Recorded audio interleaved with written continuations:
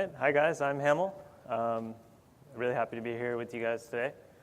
So just to introduce myself, I'm currently a senior data scientist at GitHub, specialized in machine learning. This presentation won't be about that, though. Previously, I was at Airbnb, also working on machine learning.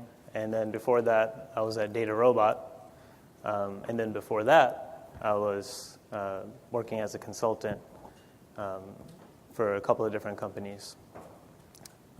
This talk, as you guys know, is about advice for junior data scientists or new data scientists.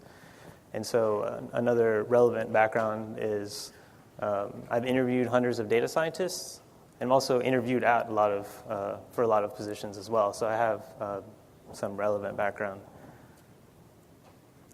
So this talk is really for new data scientists, people who are trying to break into the field,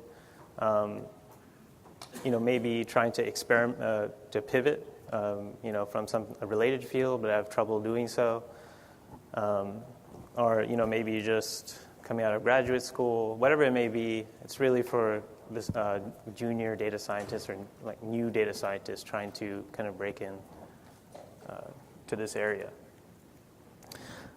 So really, so what does this talk about? So you might have seen the title for the presentation, Advice for Junior Data Scientists.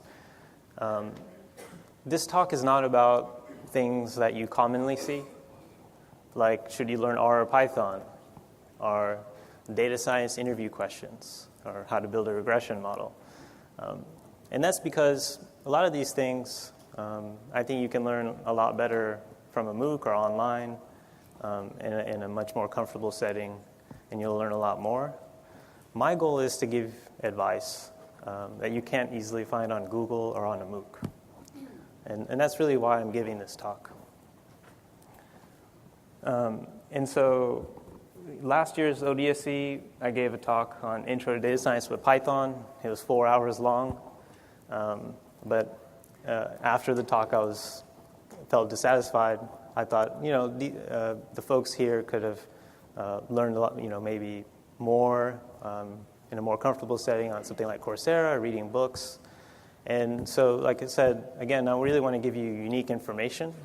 And so in mentoring a lot of data scientists who are trying to break into the field, I got the same questions over and over again, and seeing the same mistakes being made over and over again, and lots of patterns, and things that are not obvious, things that are hard to find on a search engine, and you might only come to realization, after maybe you've interviewed a lot of places. So that's why I'm giving this talk. So I'm just going to jump right into it. This next slide is going to be kind of, just jumping right into the subject. So if you're trying to break into the field, you might be applying to jobs that have the title of data scientist. But it turns out that there's a tremendous variance in jobs and what the role actually means when you see a title of data scientist. So I don't want you guys to take this slide too literally. These companies don't exist in these areas. Actually, a lot of these companies exist in many places, all over this slide. I've interviewed at all these companies and have worked at some of these companies. But for example, if you go and you interview at H2O or DataRobot, a good way to get attention there, for example, is to be really good at competitive data science. So Kaggle and things like that will kind of get you noticed there. I've interviewed at a lot of other companies as well. So I've interviewed, for example, when I interviewed at Airbnb and used to work there. My interview really focused on econometrics and A/B testing and statistical modeling. The same thing as Lyft. I ended up doing something different at Airbnb. I ended up actually really focusing on machine learning. I also interviewed at Slack at one point, and it was a lot of the interview was a lot about SQL, dashboards, and business intuition. Also at Salesforce, and this other company called Radius Intelligence. There was a lot of Spark and distributed computing. Uber, I've had experience, candidates and myself, really heavily focused on software engineering questions, data structures, and algorithms. And it goes on. And like I said, these companies actually have multiple positions, and they exist all over the place. And if you're not paying attention, you can actually get really confused. And so this is a key fact. I just want to lay as the foundation for the rest of this talk that data science is sort of a very broad umbrella, and there's actually a lot of different things that the variance is really large when it comes to what type of work a data scientist could potentially do. And so I just want you guys to keep that in mind and as we go through this. So kind of just to give you a concrete example of Airbnb, and I love Airbnb. It's a really great place to work. I highly recommend it if anybody is thinking about it. So if you look at their job titles under the umbrella of anything that you would consider a data scientist, you actually see a lot of different things. You'll see, and these are some snippets of some job titles here. So you'll see one job, so here, Inference Homes, focused on experimentation. You'll see another position, software engineer, machine learning, is where you're going to be focused on building infrastructure and tools for machine learning. There's another role right here for a new grad, experience with dashboard design and visualization tools. And then yet another one where you're going to be focused on natural language processing. And then there's this guy on LinkedIn who's head of AI lab, and he's also hiring. So you can see that there's a really big variance in different roles, even at the same company. And then when you go across different companies, these specific positions can actually look for many different things. And these skills can be, while there's some overlap, can be very disparate in what they're looking for and what they focus on. And so this can be really confusing for junior data scientists. And so you'll see also common variations of data science job titles. And a lot of times, some companies do a good job at trying to separate these things out, but a lot of companies don't. You'll just see data scientist as the same job for all of these different roles. And so these are some examples. Machine learning engineer is kind of one that you focus a lot on software engineering. An interview for that might really focus on data structures and algorithms.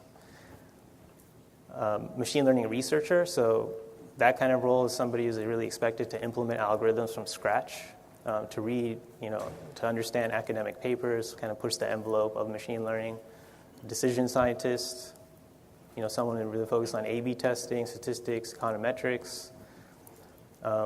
Data engineer, really deal with SQL and pipelines and moving data around. The next one is interesting. It's a generalist, and this is not really a real job title that you'll see, but a lot of places want this person. So I call it this mythical creature that does all of these things, including cleaning the bathroom, because they really want you to do everything. And this is actually something to think about I'm going to talk about later, is watching out for this generalist role. While they do exist, it's really hard to actually encounter it in real life even though an employer tells you this is what they want, more likely than not, they really have one area of need that they need addressed right now in one of these other areas. And so I'll talk about that a little bit more and unpack that. And there's other roles too. So machine learning specialist, and these are not formal roles, these are just names that kind of I see a lot or, I kind of made up. So machine learning specialist, someone who's really skilled in a particular area like computer vision, reinforcement learning, recommendation systems. There are certain areas of machine learning, even within machine learning, that can require really, really specialized skill sets, and they're experts in these various subdomains, and certain employers are looking for that. Data analyst, that's a very common one. That's recast as a data scientist. Someone who focuses a lot on visualizations, business intuition, storytelling. Software engineer, you guys know what that is. And you'll see basically someone who's trying to hire a data scientist, but what they really need is a software engineer. They don't need someone to analyze data just yet, but they might want you to do the software engineering, first. And then also there's data science manager. So maybe you won't have that much technical involvement with things, but just really focus on people management. And I can't really list all of these. Really, the idea that I want to get across is when you're going and looking for roles, you have to have some awareness of what they're looking for. And a lot of times job descriptions don't do a good job of explaining this. The job title definitely doesn't. And candidates really get confused about all of these different things. And I'll talk a little bit more about the side effects of what happens. So what does all this information mean for you? Okay, great. There's a lot of different roles.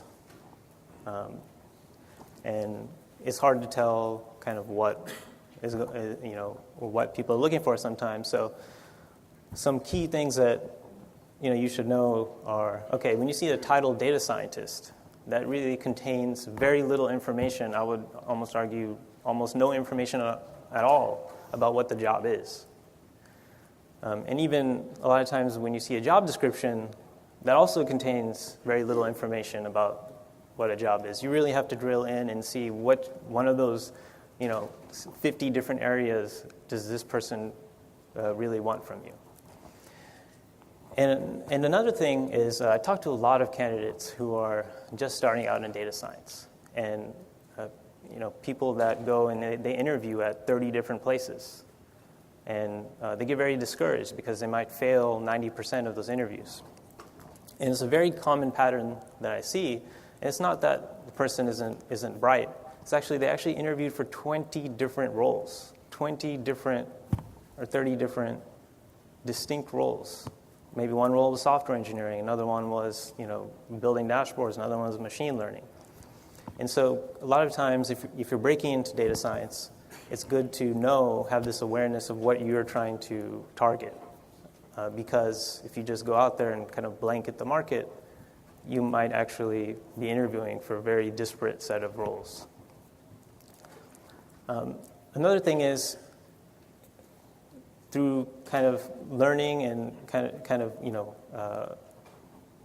doing self-study, you need to really be able to distinguish esoteric from core skills. So because you're going to go on a lot of different job interviews, or you might go on different job interviews, I've also seen candidates kind of go home and study, whatever they got wrong and kind of go down a rabbit hole. For example, if you go on a job interview that's really focused on computer vision, or for a self-driving car company, and you bomb it, but really what we're looking for was a data scientist position. You have to ask yourself, do I really want to focus on computer vision? And understand that just because you got an interview question wrong doesn't mean that encapsulates all of data science. Is that a core data science skill, or is that more of an esoteric skill or a specialized skill? So really, try to have clear goals also. So, I hear, candidates also can be, or people entering the market can sort of be led astray when they don't have clear goals. So I want to do deep learning is a goal that, I hear a lot. And it really leads to confusion when it comes to targeting, these different companies. Also, know what you don't know. So going to conferences and things like that, understanding where the limits of your knowledge are really important. So I'll talk about this later when it comes to MOOCs and self-training, but it's really important to know, okay, when you learn a skill, let's say machine learning, from a MOOC or something like that, you know where the limit of your knowledge is. And a lot of times hiring managers will test you to see not only what you know, but if you have an awareness of what you don't know. And that's almost as important, if not more important, than what you know a lot of times. And also, kind of, on the other side of the equation, we have to watch out for people overselling the role to you. And that's going to happen a lot.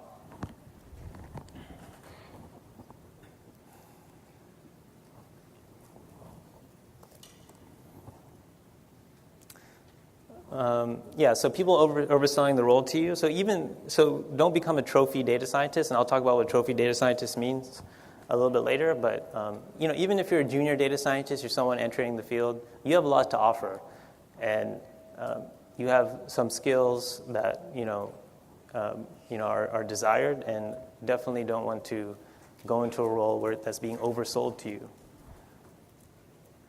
So, how to think about MOOCs. So I see this pattern a lot, and it happens all the time. And this is actually someone's resume. That it's a person with more than 2 years experience, and at the top of the resume is focus area and skills. And I edited this to anonymize it, so don't worry. But basically, you have So the name that's blacked out and all that stuff is blacked out, but then underneath it, focus areas and skills, a list of different quantitative skills, predictive modeling, A/B experimentation, hypothesis testing, machine learning. And then if you notice, after machine learning, there's a parentheses, and parentheses says Coursera certified. And then another set of skills. Then you have Bayesian statistics, and then also, again, Coursera certified. So why is this a mistake? This is a common mistake, and why is this a mistake? So MOOCs are great. I love MOOCs. I've taken a lot of MOOCs, and I think it's a great resource. I think everybody should take as many MOOCs, or do as many MOOCs as possible. So there's a lot of problems with this. One is, if you're getting into the field, understand that MOOCs are more for your benefit. So try to show off your projects, not your certifications, because at the end of the day, you want to put forth, the best signal that you can of what you know. And a certification is not something that necessarily, you should put at the top of your resume. And what it does when you put it at the top of your resume, it actually sends a signal to the hiring manager that, you're a junior, that you just started. And you might not know this area very well. And also by putting it at the top of your resume, you're signaling to the hiring manager that you think this is the most important information they should know when evaluating you. And that is also a mistake, because if you think that's the most important, the certification is the most important thing they should know about you, then that also signals that you might not know the limits of your knowledge, is what I talked about earlier. So this is really, something to think about when you think about how to sell, the knowledge you have from taking MOOCs and other things that are similar to that.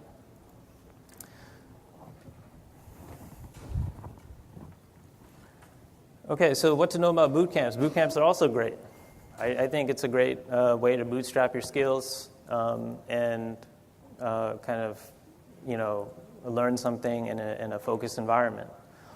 But there are some companies that actually don't hire from certain boot camps. The people are biased out there, and so how do you know what companies are biased against what people? It's hard to know that, and I'm not just making that up. Like, I actually know that some companies will not hire from certain boot camps.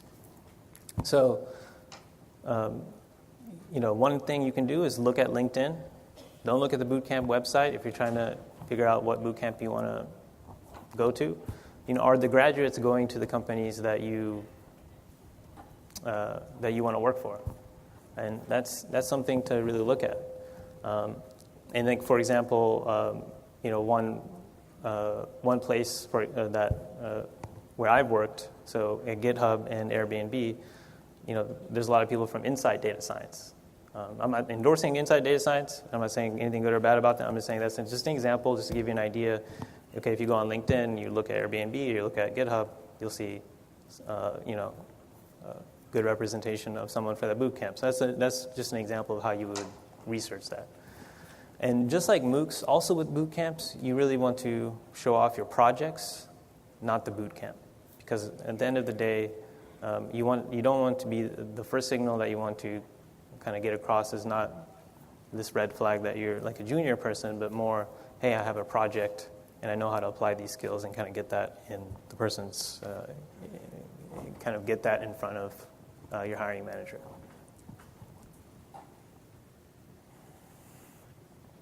Okay, so Kaggle. Kaggle is a really great place to learn a lot of things. And there's a lot of debate I hear all the time. It's kind of a polarizing topic to some degree. Some people say Kaggle is not real data science.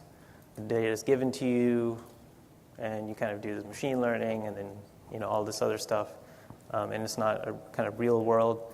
And the truth is that Kaggle is not everything, but it's useful for developing certain skills. And there's certain skills that you can learn that are helpful. So things like model evaluation, spotting data leakage, because almost every competition has data leakage. I'm exaggerating that a little bit, but it's almost true.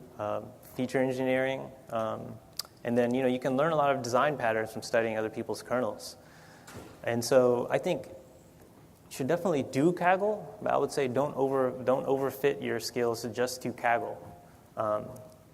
And then, likewise, don't ignore Kaggle either. I mean, Kaggle is great, but just realize that, okay, Kaggle just, helps you sharpen some subset of skills that you might want for data science. And the reason I have this slide here is because, again, I see a lot of junior candidates focus only on Kaggle and then kind of sharpen only that very kind of subset of skills and don't kind of get the breadth that they need. So I think, it's helpful to know that.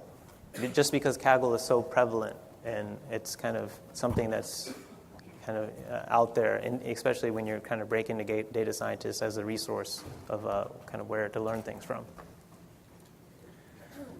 Okay, so how do you figure out what to learn? I get this question all the time, like, hey, what do I learn? Like, what do I do? So there's a lot of articles on the internet about, lists of things to learn. I'm not going to go into that because, a lot of those lists are pretty good. And I don't want to just throw that list up here. That would be a waste of your time. There's just some things I want to say about it is, okay, conferences, I would say don't go to intro to data science with Python. I say that as like a, talks like that.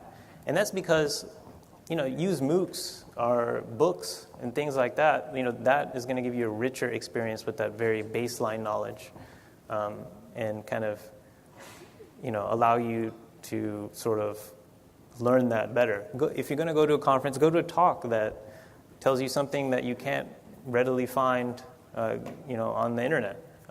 Try to get a unique source of information or a unique set of information, from a conference. Personally, how I figure out what to learn, so I just throw this up here. So Twitter, I know that's going to, people think that's crazy. I also used to think it's crazy. Like, I didn't understand why people use Twitter at some point in my life. But actually, it can be really good if you have people, like very specific people that you follow that, are core contributors to open source projects, data science people, leaders in the data science community. I actually learn about a lot of things through Twitter. It's been an amazing resource. So, for example, this is a screenshot of Francois Chollet. He's the, author of Keras, a deep learning library. And so all the time I learn about things because he tweets about, okay, this thing is available. And that's amazing. I don't know if I would be able to, know about these things if it wasn't for that. So that's useful for me personally. Keep a list of topics. When you go to a conference or you talk to anybody or just in general, keep a list of things that you want to learn. So actually, I keep a list of things that I want to learn. I'll just share that. So let's see here. So yeah, I have a list. It's very long. We don't have to like look at it in detail, but it's just a bunch of stuff. Just to let you know that I'm not making this stuff up. Like, it's actually a long list.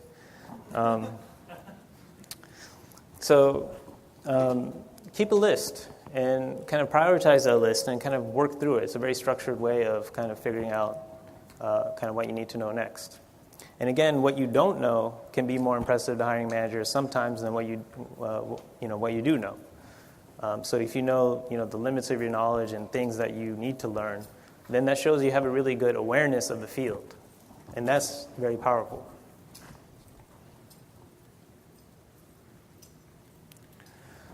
Okay, so the next thing I'm going to talk about is kind of going to flip this presentation to a different topic.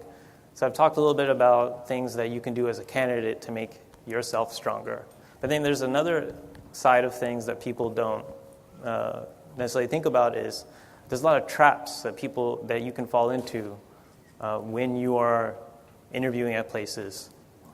And so this is Monica Rigotti's data science hierarchy of needs.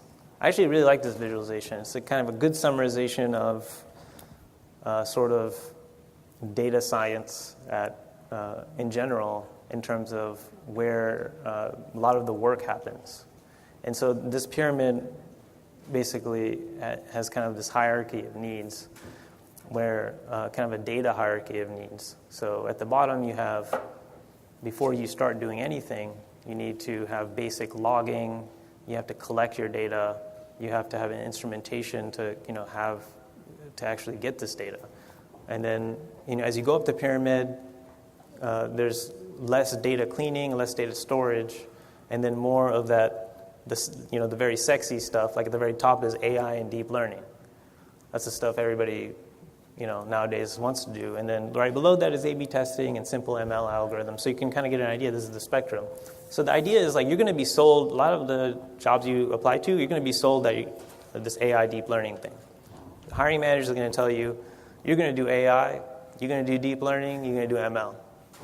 But really, you're going to spend, a lot of times what that means is really what's going on, and when you really dig into it, you're going to spend your time in like the very bottom part of this pyramid. So you have to figure out, and I'll talk about this, where is the gap? When you're interviewing at jobs, you have to figure out where is the reality versus what you're being sold. Okay, so trophy, I'll talk about some examples. So trap number one, trophy data scientist. This is actually, this almost happened to me before. And because of the hype of data science and machine learning, AI, and all that stuff, there's a lot of companies that just want to hire a data scientist, but they don't know exactly what they want to do with them yet. And so how can you spot this? And it's real. It's a real thing. And it's a very, actually, more prevalent than you would think. It's very prevalent, actually. And so you want to watch out for buzzwords that are too specific or out of place. So things that I watch out for, someone mentions the word cognitive computing, chatbots. They use artificial intelligence in the wrong way, in the wrong context, or reinforcement learning in the wrong context, or something like that, something very specific, then it raises a red flag in my mind. Another kind of pattern is people describing the techniques they're going to use rather than the problems you're going to solve. So a lot of places you'll interview and they'll say, okay, you're going to use deep learning, we're going to use this library, you're going to have, X amount of data, but they're not telling you exactly what problem you're tackling. So really watch out for this. This is actually very common, and I've roughly encountered this a third of the time that I interviewed at places. So it's quite common. So, they should be able to answer questions like, okay, someone says, okay, they start off the conversation, we're going to use deep learning. Okay, what are you going to use it for? And really drill into what is the problem. And the people that are trying to hire you should be really talking about the problems they're solving and not the techniques, to be honest. And then the most common trap really is the company hasn't progressed far along the data science pyramid of needs that we saw earlier. So it's actually, this pyramid of needs, it's very hard to go up this pyramid.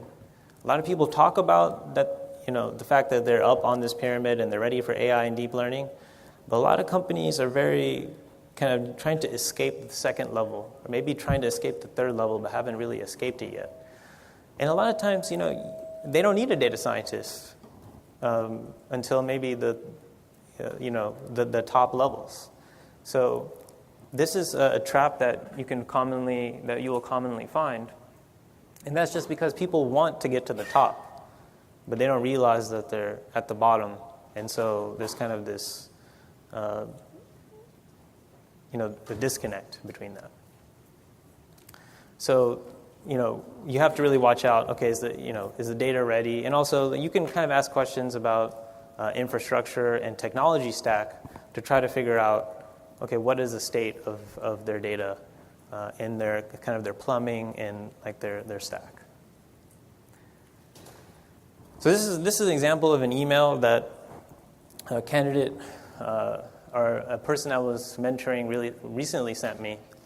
You probably can't see any of it from the back, but I'll just kind of describe it. So basically, this is an email from a product manager in a fairly large, not too large, but a startup in the Bay Area.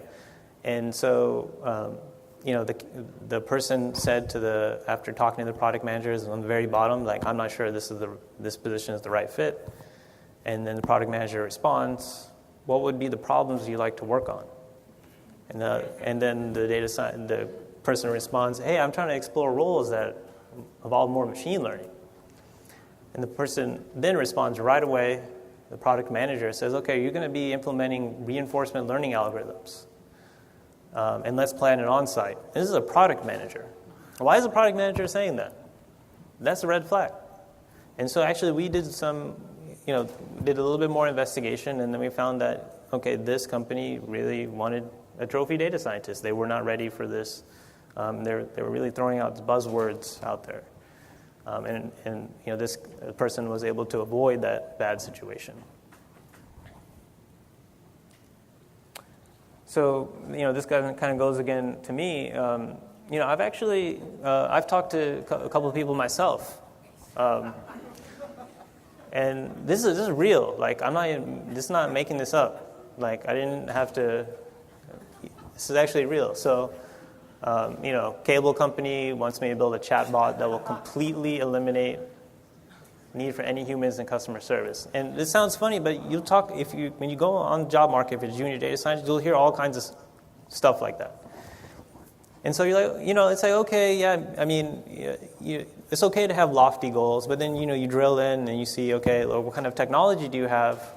Okay, we're really limited on technology, just starting out. Can you just, so, people have unrealistic expectations. Their technology match kind of the infrastructure, their technology, the talent that they have, does that match kind of their goals?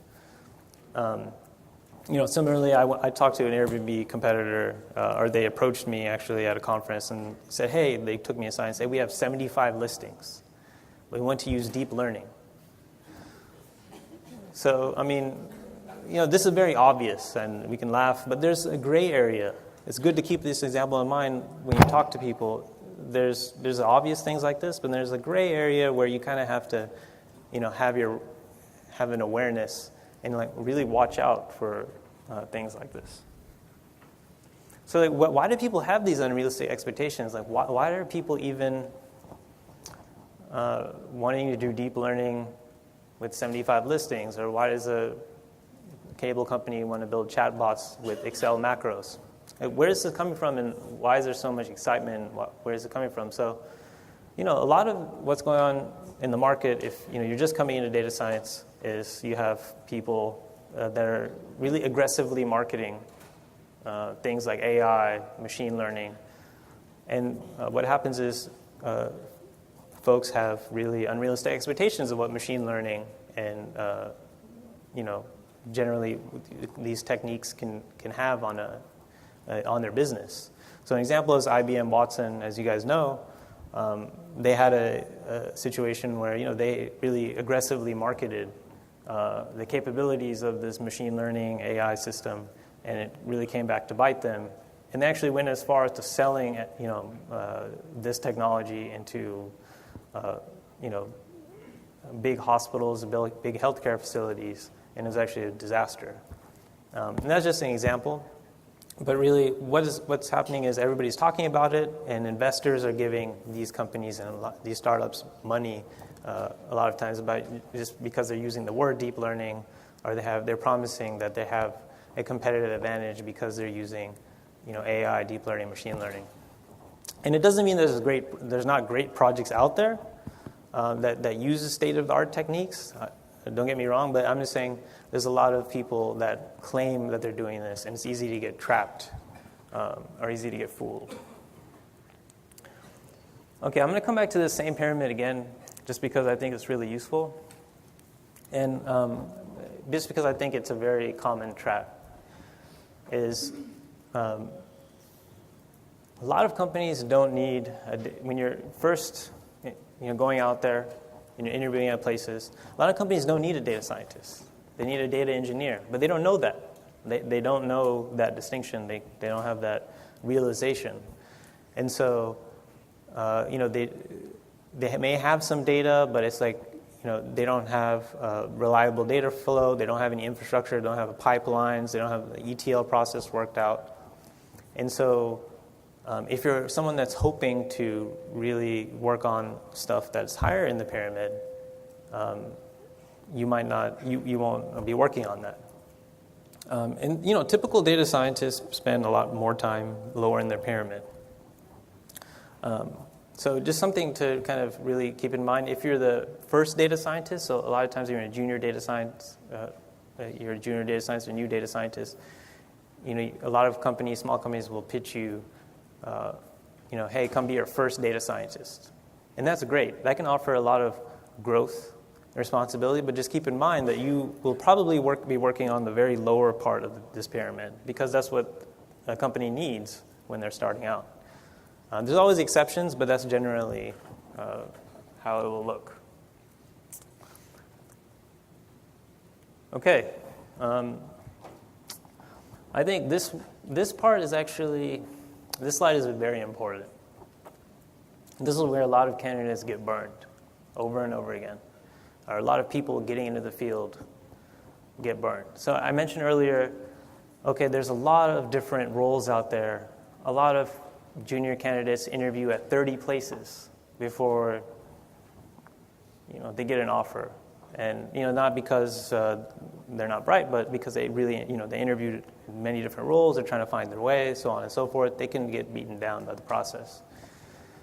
And so, another piece of advice I have for junior candidates is when you do get an offer, make sure you negotiate that offer. Make sure it's fair to you. And so, it's important to counteract these common feelings that you might have as someone breaking into the field. So you might think, okay, when you finally get that first offer, wow, you made it. How did I make it? Because I, interviewed at so many places. How did I, I made it somehow. Actually, they're lucky. You have to keep in mind they're lucky to find you. They're lucky that they found you. And, you can think, okay, I interviewed at hundreds of jobs. This is the only one I found.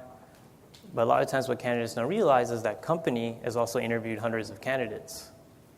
And they've been trying to hire this one position for a very, very long time. And, especially at kind of the bigger companies, that people want to work for, that, places like Airbnb, GitHub, things like that, where they have, don't accept, their acceptance rate may be lower. You can feel a pressure to just accept that offer, but you have to keep in mind that company has an incredibly expensive recruiting process. So the lower the acceptance rate a company has, the more expensive that recruiting process really is. And so if they do give you an offer, keep that in mind. So candidates really forget about this. And what happens is the most common mistake I see is candidates don't negotiate, and they kind of sabotage that job to the extent where they put a lot of work finding this job, but then 1 or 2 years into the job, they have a sense of dissatisfaction because they didn't negotiate up front. My point of view is companies want you to negotiate. I think companies want you to be happy in your job. And I think they even expect that you negotiate. It's just that, if you're getting to the field, I think this is something that people mess up on, especially their first time. So actually, that's the whole presentation. I don't know how long that took, but yeah.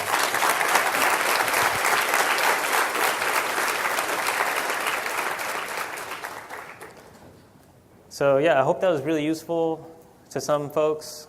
I'm happy to take questions. If anybody has questions, there's more than enough time for that. I have a comment, not a question, but the last slide really hit it home with, where we need to have a whole process and a job offer you want to negotiate. So your presentation is very unique in that sense. Thank you for that. No, thanks. Yeah. You mentioned the importance of having clear goals. In the beginning, you mentioned the importance of having clear goals when you're doing job searching and just generally of what you're actually looking for different opportunities. What would your recommendations be for someone who's interested in a specific sort of use case or application area? So in my case, it would be like mental health or mindfulness. It's very, very niche. And I want to apply data science to that space. What would your recommendations be in terms of looking for opportunities if your passion is a particular application area? Yeah, so the question was, how do you focus in on specific use cases if you want, in that kind of line of thinking that you should have clear goals? So I would say, that's just a matter of trying to network with those companies that are in that area and learning about that area as much as possible. Like hiring managers are actually really impressed by candidates who really have a passion for a certain use case. Because it's actually not that common that people have a passion for a specific use case. A lot of times candidates just want a data science job. That's it. That's their goal. And so I think, by having some knowledge about that use case and then networking with those companies, that will serve you. Can I ask a quick follow-up? Yeah. So, I understand that's the intention, but, how about finding out, what does data science consulting look like to a specific industry, let's say, right? How does one approach figuring out, what sort of application, project sort of scoping would look like for that specific case? Yeah, I would say, what I do personally when I want to find out about an area is I use LinkedIn. I try to find people who are working in that area, and I actually try to talk to them one-on-one personally. I find that very helpful. And you try to connect with people and try to get information that way.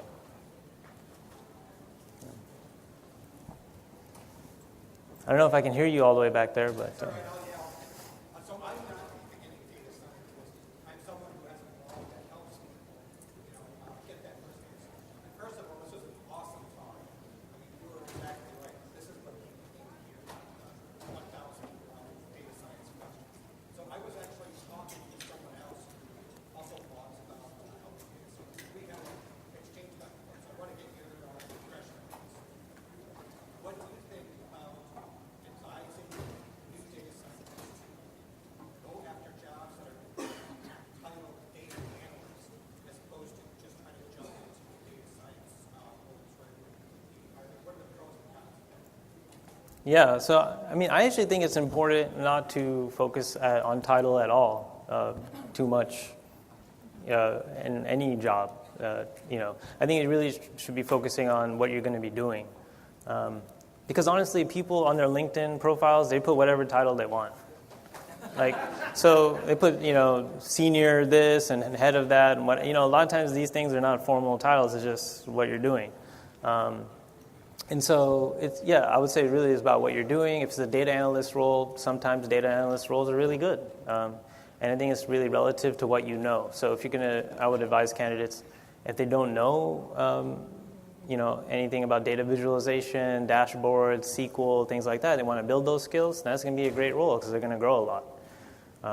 So I would say it's all relative to, okay, what you know versus what you're going to be doing in that role and are you going to be learning.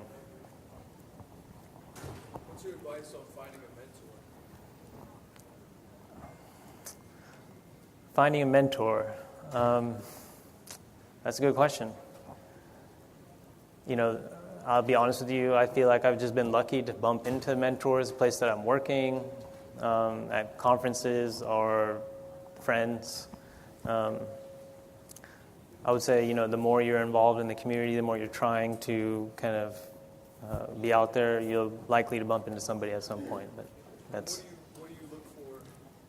What is it about that person that makes you decide I want to build that relationship? And so far as the mentor-mentee relationship. How do I pick a mentor? I don't really know. Yeah, that's a good question. It just happens. Yeah, I think it's. I think they pick me also as much as I pick them in some sense. So, I have a question about the pyramid technique, and I've noticed that to be very true, that most companies are basically at the bottom of the pyramid, especially like very early startups, they're not set up for what they're trying to do. So, question number one is, do you think that mid or bigger companies are actually able to go down to UN, ML kind of roles to actually get to work on some of the top things? And then what's a realistic expectation generally for a new data scientist? Yeah. So the question is about the pyramid and what is the realistic expectation for new data scientists in terms of what part of the pyramid they're going to be working on, and then also do those top of the pyramid positions even exist? So the question is, yeah, they definitely exist. Top of the pyramid positions definitely do.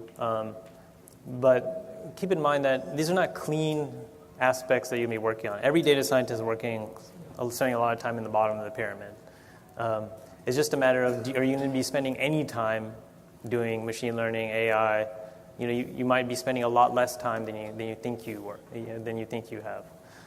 There's no like black and white. So if a company doesn't have really good infrastructure, doesn't have good tooling, then you're going to be spending more time kind of at the lower ends of the pyramid because those things are going to be even more time consuming.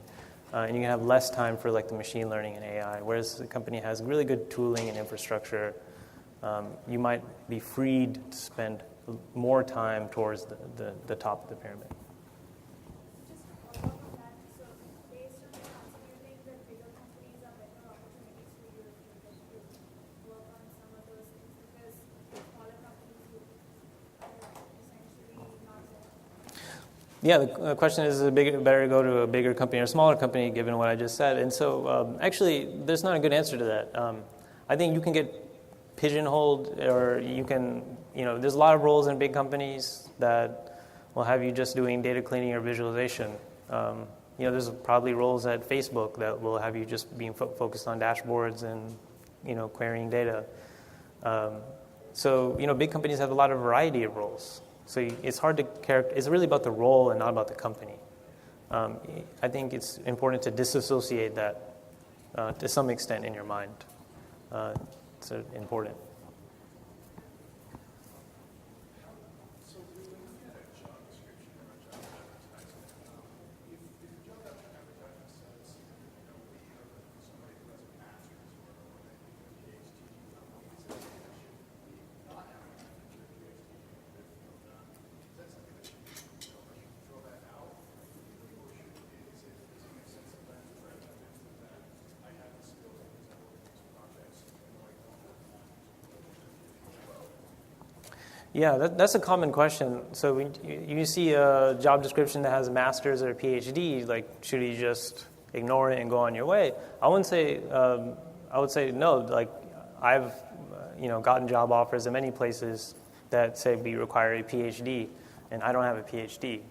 And so I think it's about understanding kind of what they're looking for. A lot of companies actually, they get a flood of resumes, and they don't know how to really, filter that.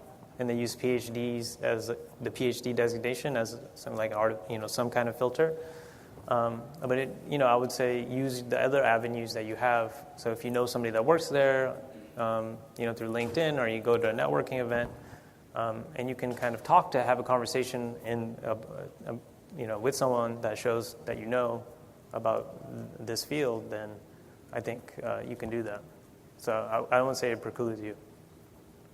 There's some exceptions, though, like if you're doing ML research or something like that, then there's some cases where a PhD may be more justified than other cases. So it's like a nuance, but that's a general answer. When did you become a self-sufficient learner, and what are some skills and tips that make you continually successful at learning on your own? Yeah, self-sufficient learning is just, I guess, it's hard to say when I became self-sufficient learner. But tips is really just kind of keeping like a list of things that you want to learn and kind of trying to tackle that as much as possible and make sure you keep growing that list. I think that's the main thing for me. So one of the example job descriptions you showed was titled New Graduate. And I see that a lot when I look at job descriptions. What if you have been out of school for some time, you haven't been in data science, yet you don't want to go to like a lead data scientist role, you want to go at a normal data scientist level. Is that possible? Because I'm finding it a little challenging. And the only option for me so far has been to talk about the lead data scientist position that I did, and maybe that I'm considering for a lead data science position, but I just want to do the Yeah, so you asked me a question about, okay, can I get a position at a different level of seniority even though I've been out of the job market? Anything is possible. I've seen everything. So I wouldn't say there's no rules that I've seen out there. So yes, I think, yeah, go ahead. As someone who was also making a transitioning from another industry, do you have any advice for people like us as opposed to recent graduates? Transitioning from a different industry. I have to think about that one. I'm not really ready with an answer right now. Let's try to get someone new, maybe in the back. Who's most in the back? Somebody in the back. There you go.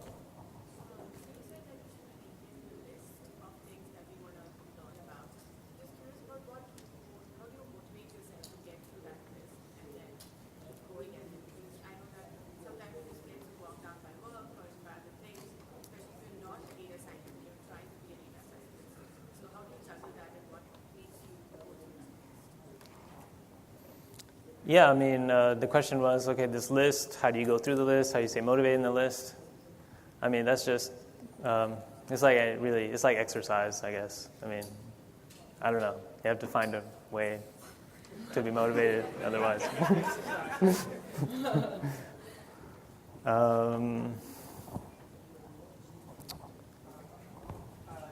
the end of your talk, you said you negotiate about the position.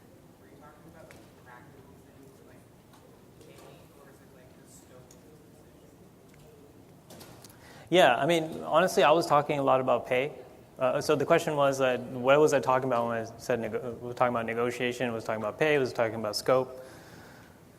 Now, you shouldn't be negotiating about scope. That's really weird. That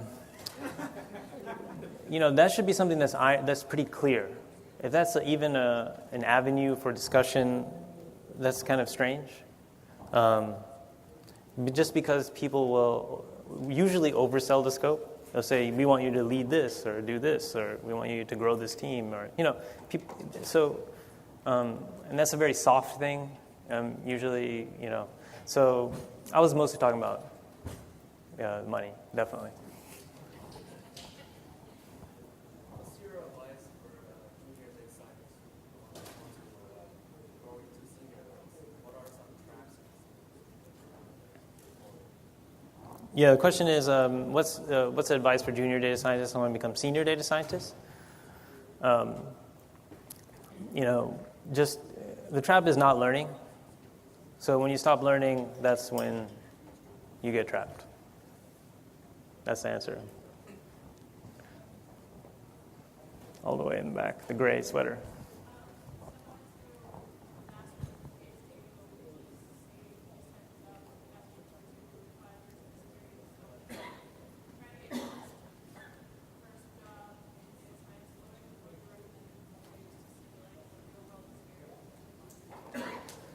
Couldn't really hear everything. I might have to. What do you recommend for how to get that real world experience that they're usually looking for before you have a job to get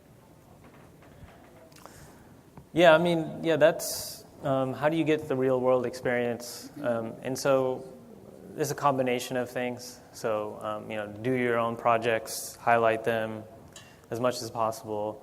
Try to break into a role that's, is looking for a junior person. There are those out there. And make sure your work is publicly visible. And, there are definitely those junior roles that will give you some experience. Might not be the ideal role you want to stay in the rest of your life, but, even something like a data analyst or, something like that, that's fine for getting, your first job. How did you get your first job? And my second question is, on the metric question, if you want to mentor someone, what would you look on someone? Okay, so first question is, how did I get my first job? So I've been working for 15 years, 17 years, 16 years. So I don't know. I guess it's been a while.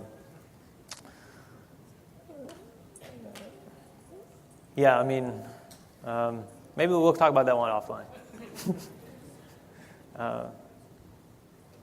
Okay, go. What are some examples of open source projects that you can contribute to if you want to show your interest in data science? Yeah. So that's actually a really good question. That's something that we think a lot about at GitHub where I work, is how do we give people the tools to, and encourage people to contribute to open source. And that's something that we're working on, to be honest, right now. And so, the advice I have is pick a project you want. A lot of times there'll be a, how to contribute guide in the GitHub repo or in the docs. And I'll actually walk you through, this is all the areas that you can contribute to. And in every GitHub repo, you'll see issues, things that people are complaining about. Read through those and kind of see if there's something that you can address. A lot of times people get scared with open source projects to say, okay, I don't know how to code that deeply. There's a lot of other areas that you can contribute to. You can contribute to documentation. And a lot of people overlook that. And that's a key area where a lot of open source projects need a lot of help, actually. So I have a question about related to the master's and PhD ones. So a lot of universities now try to make this degree for data science, like data science master's program, data science major. Do you have any opinions on that? It's too generalist for people to take, or? Yeah, so the question is what I think about data science master's programs. You'll get a lot of different, there's a lot of different opinions out there. For me personally, I don't try to look at anybody according to what is kind of, focus too much on their credentials and try to focus on what they know. But it is, credentials do matter. And so the same thing applies. What university is it? Is it a reputable university? A good university is going to carry a lot of weight. Not so good university is not going to carry that much weight, no matter what the degree is. So I think the same rules apply as general, education. The same things apply. But yeah, I think that's kind of. Do you have any long-term advice or considerations to keep in mind? As in, do you think a certain sub-area of data science is going to become obsolete or grow really fast in the future? Yeah, the question is, do I know that some areas of data science are going to be obsolete or grow faster? Yeah, I have to think about that one. We can talk offline. Okay, I'm going to take one more question because I'm just getting really tired. Guy in the pink shirt. In your experience, have you seen higher or split different project success between like decentralized teams that are in like closer to a business or customer side versus a centralized data science? Yeah, the question is, what do I think about centralized versus decentralized teams? So Airbnb has a very decentralized model, and that works really great. GitHub has a kind of a little bit of a hybrid, but more centralized. And given their size, it works great there. So it's hard to, place things into a bucket, bad or good. I would say